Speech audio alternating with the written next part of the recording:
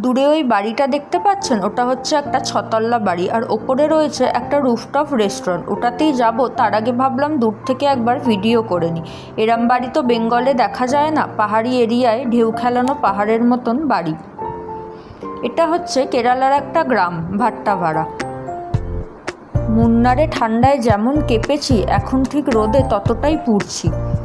মুন্নারে যেরকম ঠান্ডা আর ভাট্টাভাড়ায় সেরকমই গরম, আর আজকে রোদও উঠেছে মারাত্মক। এই দেখুন কত শুকনো লঙ্কা শুকোতে দিয়েছে, আর এই দিকটায় গোলাপ ফুলের গাছ। এটা হচ্ছে ওই যে ছতলা বাড়িটা দেখালাম, ওই বাড়িটাই। ওটা ছিল পেছন দিকটা, এটা হচ্ছে সামনের দিকটা। তো এই যে আমরা রেস্টুরেন্টের ওপরটায় চলে এসেছি, কি অপূর্ব লাগছে দেখুন, চারিদিকটা সবুজে সবুজ,